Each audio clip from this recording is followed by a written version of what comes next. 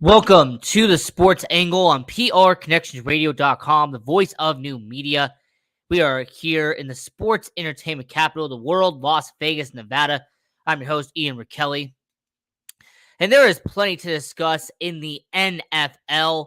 And before we get into the biggest topics in the football world, we are going to be getting to our bumper real quick for PR Connections Radio. So once we get back, we will get into the biggest topics in the NFL world, but we'll just be back in 1 sec.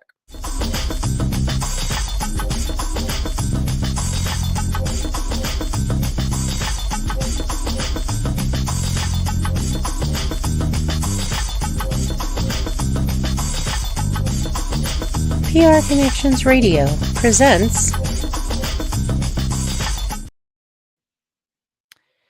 Now, one of the biggest stories that have come out of football world in the past couple of days is the big news about NFL Sunday Ticket.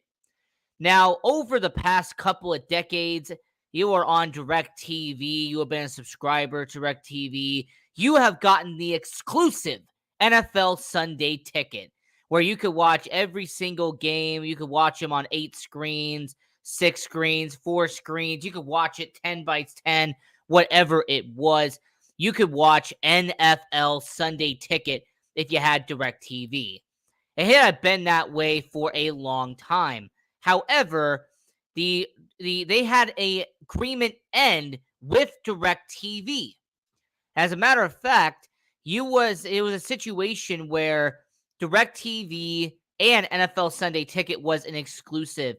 You had to have DirecTV. But they ended their agreement. So now there was a bidding war of sorts. There was this idea of who would get NFL Sunday Ticket. Who would be the company? Who would be the service that would get NFL Sunday Ticket?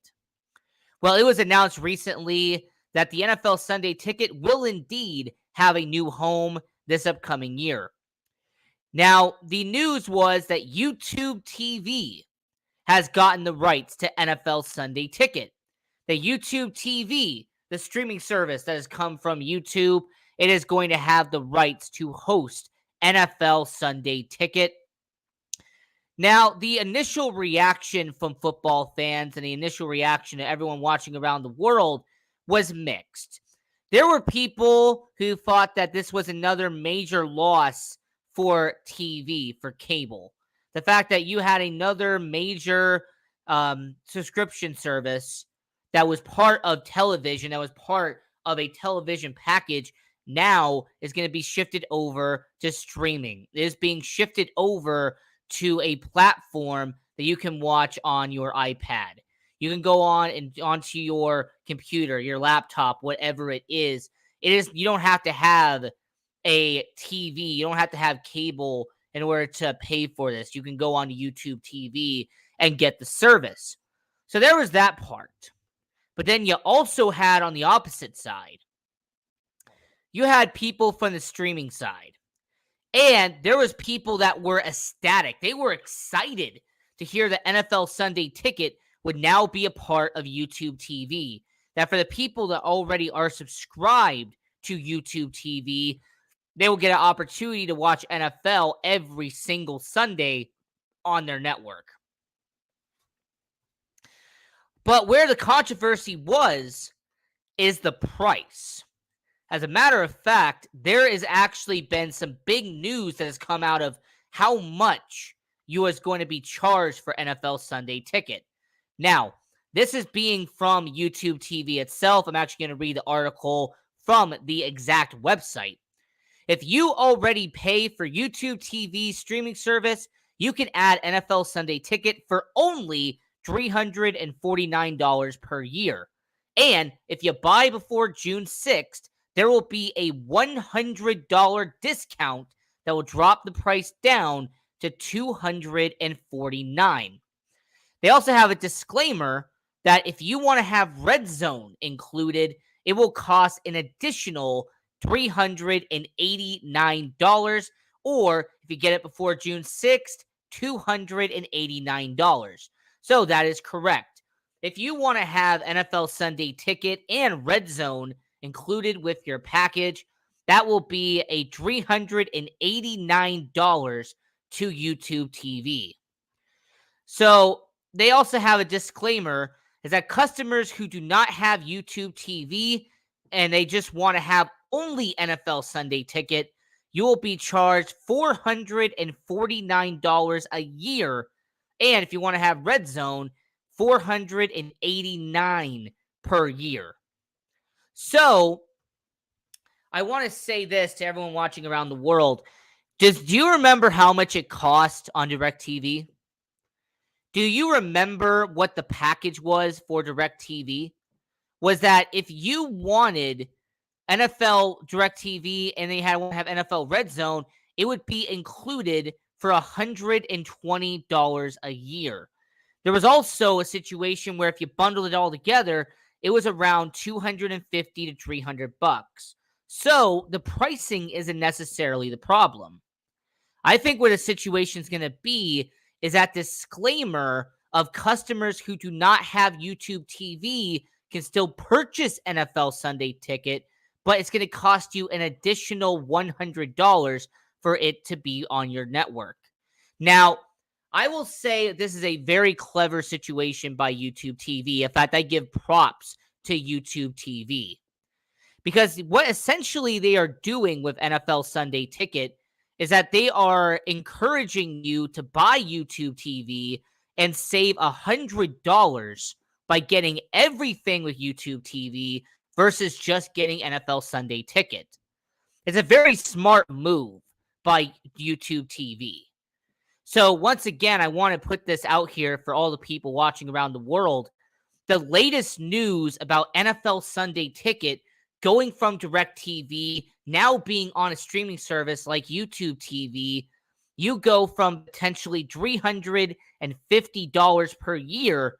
If you have YouTube TV, it'll be added to your service, whereas it will be $450 if you want to buy just NFL Sunday Ticket and not everything included with YouTube TV. This also brings up a fascinating point. Because we have seen what Amazon TV has done with Thursday Night Football. We have saw the past 2022 season, the ups and downs of having a Thursday Night Football being on a streaming service. We have been able to see what the positives and negatives have been from Amazon having Thursday Night Football and having the exclusivity to it. So, is this another win for streaming? Is this a win for not just Amazon, but for YouTube TV and eventually down the line, other streaming services that are going to get involved?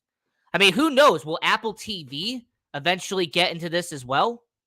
I mean, Disney Plus, ESPN Plus, Hulu, there's all these networks and packages that are being formed with streaming. So the question you really have to ask yourself is that because of Amazon getting Thursday Night Football, because NFL Sunday Ticket going to YouTube TV, is streaming services eventually going to kill cable? Is streaming services and the way it's looking right now, are we eventually going to get to a point where you don't have to have a cable service to watch NFL every single week? Is it going to get to a point where you don't have to pay a bunch of money to have 150,000 channels you don't want? Because it really seems like the latest moves that have happened in the NFL, that is the direction we're going towards. That with YouTube TV getting NFL Sunday Ticket, Amazon getting Thursday Night Football, it seems like we are getting more and more closer to a future where cable TV will not be relevant to the NFL, where cable and TV is not going to be necessary to watch Sunday on football. But I want to know from everyone watching around the world, what do you say? What do you say to everyone watching around the world? Do you agree that with this latest news of YouTube TV getting the rights to NFL Sunday Ticket from DirecTV, is this just another step to streaming services eventually taking over and eventually replacing cable as the mainstream way to watch NFL games down the road. I just want to know if everyone watching around the world, I believe it is. My angle is that this is just the start, and this is just a tip of the iceberg, if you will, when it comes to streaming networks and your National Football League. So, as we are talking about the NFL here on the Sports Angle on PR Connections Radio, the voice of new media, I'm your host, Ian Rakelli. There has been some interesting conversations as of lately about the 5 quarterbacks in this upcoming NFL draft. And as a matter of fact, there has been some good conversation about who is going to go number 1 overall. Where is Bryce Young going to go? Where is CJ Stroud going to go? Where is Hendon Hooker going to go? Where is AR-15 going to go? And more importantly, where is Will Levis from Kentucky? Where's he going to be placed at? There's been all this talk about quarterbacks going 1, 2, 3, and 4 in your upcoming NFL draft. I also want to say to everyone watching around the world, there has been plenty of comparisons to Bryce Young. There's been a lot of comparisons to CJ Stroud. There has been some comparisons when it comes to Anthony Richardson, Will Levis, and Hendon Hooker that I find fascinating. But what we're going to do on this episode of the Sports Angle on PRConnectionsRadio.com, the voice of new media, we are going to rank all 5 quarterbacks in your upcoming 2023 NFL draft. And we are going to get this started by going to number 5. And the guy I say is the weakest out of your 5 rookie quarterbacks. And that is Will Levis from Kentucky. Now, Will Levis has never impressed me as a quarterback. Will Levis has always been a guy that I think is going to be a bust at the next level. You also have to keep in mind that Will Levis, yes, he has the size of an NFL quarterback. He has the build of an NFL quarterback. But does that really mean he's going to be a great quarterback? Just because you have the size, you're 6'4", you're about 225 pounds, does that really mean that you're actually good? Or does that mean that you just look the image, you look the part of a quarterback? Keep in mind, this is the same Will Levis that after being a redshirt at Penn State and being a backup to Sean Clifford, this is a Will Levis who barely got any opportunity at Penn State, moaned and groaned after only having 2 starts, by the way, and he went to Kentucky. There's also the same Will Levis that once he got to Kentucky, yeah, you went 17-7. All right, congratulations. You had a completion percentage around 65.5. Good for you. But this is also the same Will Levis that had around 5,000 passing yards at Kentucky. That looks good on paper. There's also the same Will Levis that had 43 touchdowns and 23 interceptions. His passer rating was around 150. From a stats perspective, Will Levis looks like somebody you have to draft. From a stats perspective, Will Levis looks like a guy that is a can't miss. You got to get this guy. I mean, after all, he was an All-America of the Year in 2022, for crying out loud. I also have to mention that this is also the same Will Levis who competed in the Cotton Bowl and competed in the Citrus Bowl. I also have to point out that in the Citrus Bowl, he overcame and beat Iowa late in that game to get the victory. In the Cotton Bowl, they dominated against Memphis. So from a stats perspective, Will Levis looks amazing. From a statistical standpoint, Will Levis is a great up-and-coming quarterback.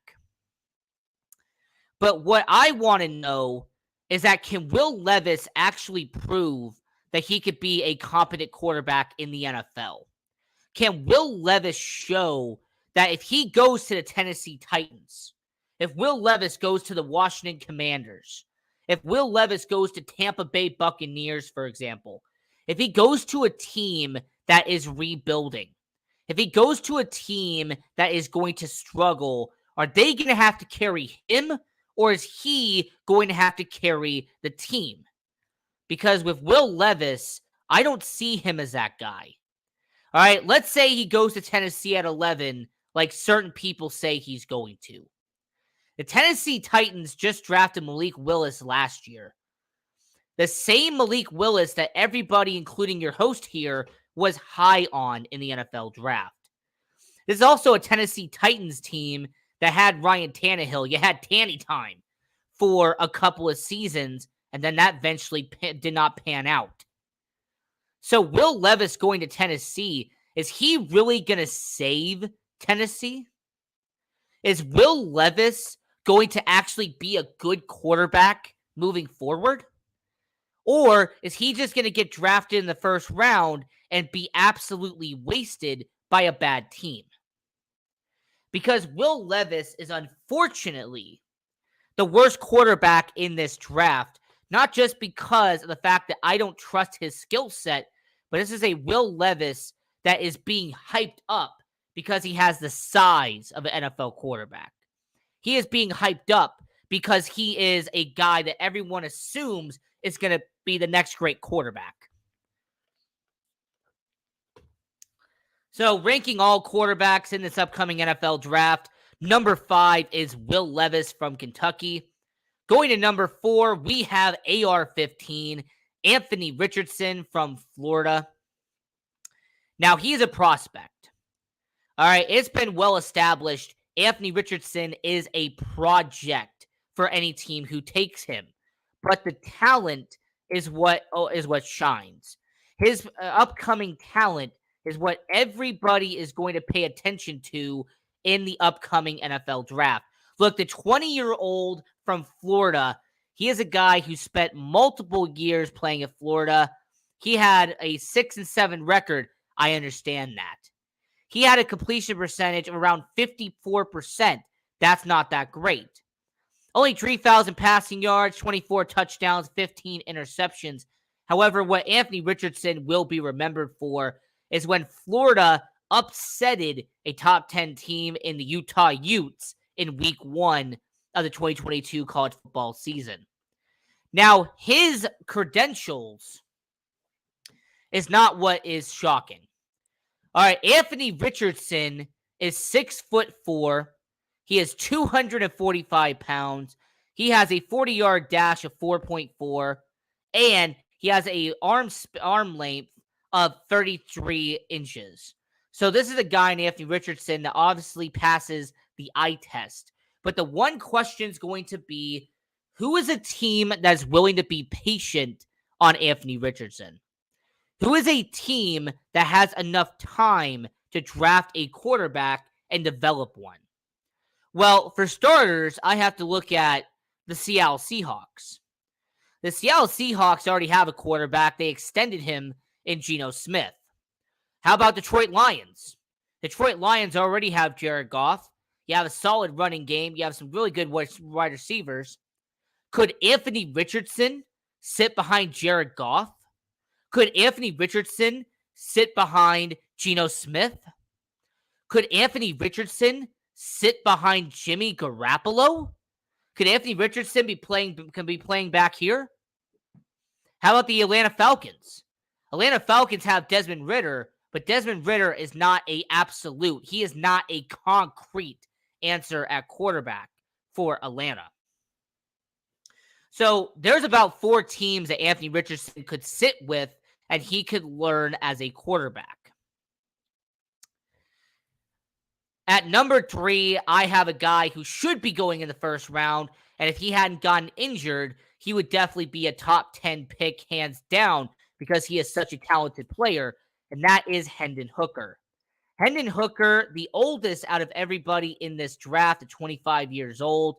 He played for Tennessee for the last 2 seasons. He got them to places like the Music City Bowl, the Orange Bowl, and he is someone that at Tennessee, he went 15-7 as a starter at Tennessee.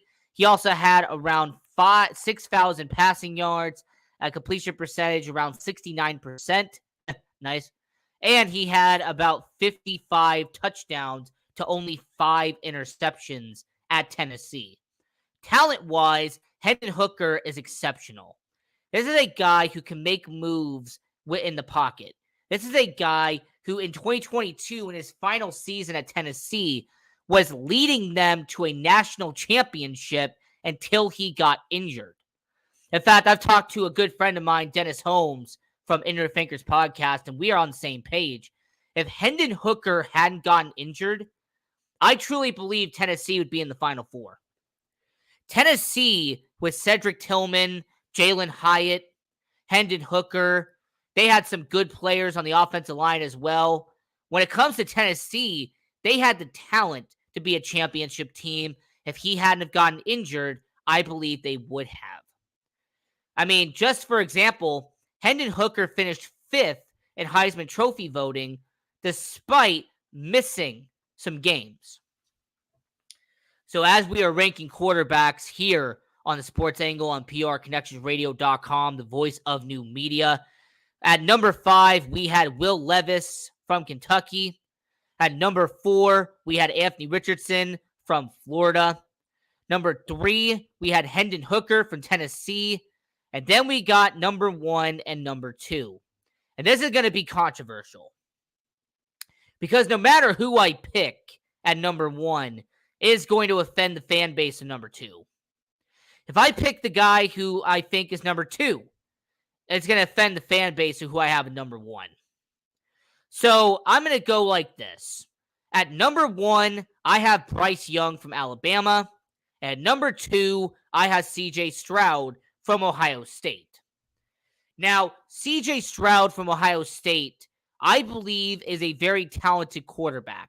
However, I am not blinded to the fact that Bryce Young is one of the most dominant quarterbacks in college football. Bryce Young won a Heisman at Alabama, came back, and helped Alabama get to a reasonable record in 2023. It's also the same Bryce Young that has done very well in terms of his running game, in terms of his receivers, offensive line. Bryce Young has done a standout job at Alabama. Now, C.J. Stroud at Ohio State. Here's why I have him at number 2. Because despite the fact that he is extremely talented, despite the fact that he is going to go top 3 in 2023 NFL draft, there's been questions about his IQ at the NFL level. There has been this belief that he might not be as smart as some people say he is at the college level. Now, I'm not going to sit here and say that he is or he is not smart, but let me tell you what I will say. Is that with C.J. Stroud, it's weird how he went from being a consensus number 1 overall pick not even a few weeks ago to now barely being in the top 5 and is being rumored to drop all the way down to Indianapolis at 4. It's interesting how over the last few weeks, C.J. Stroud went from a can't miss, you got to go get this guy, to now there's concerns about his ability. Well, where was all these concerns weeks before the draft? Why is it that he is getting all these concerns now instead of what was happening a few weeks ago? Why did none of these concerns come up during the combine?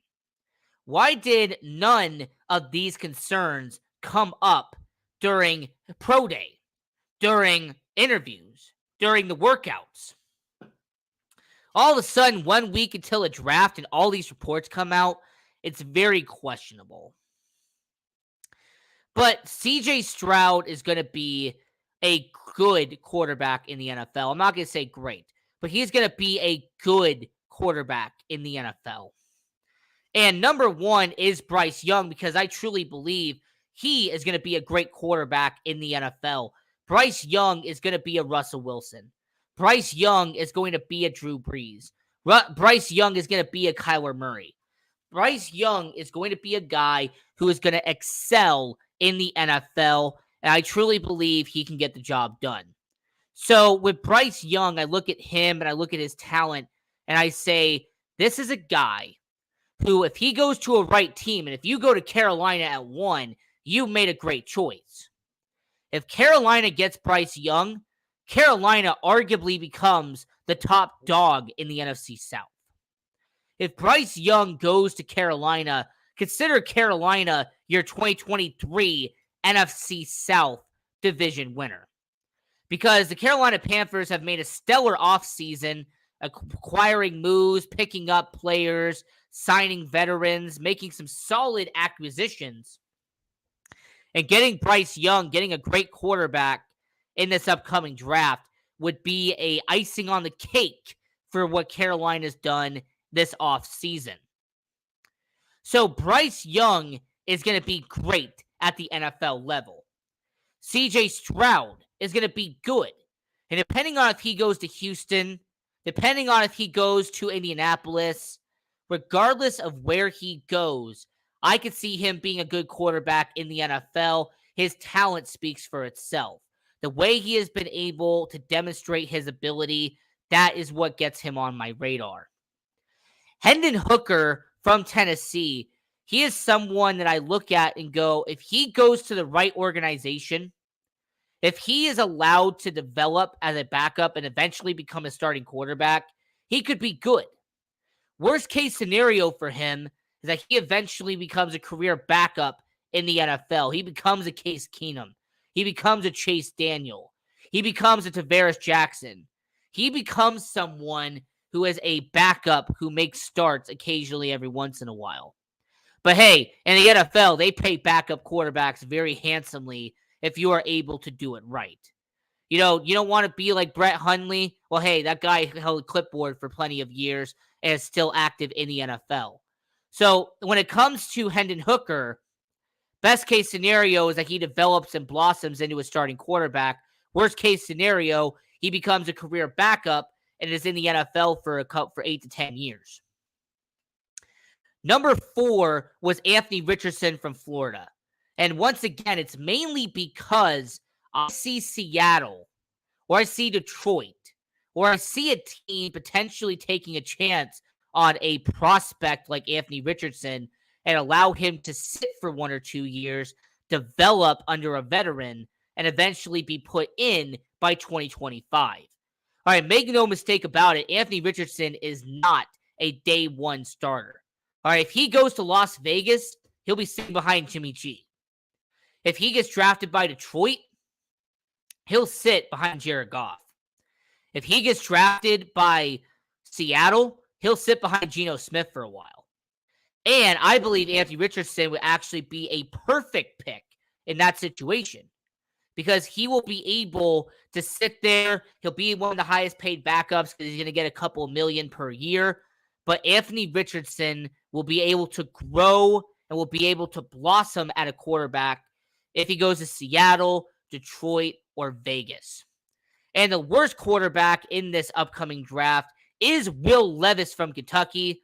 So Tampa Bay, Tennessee, Washington, good luck because Will Levis is not going to save you. Will Levis is not going to fix your franchise in one fell swoop. It's not going to happen. Now, people have asked, where do I have these quarterbacks going on draft night? And I will tell you in a certain order.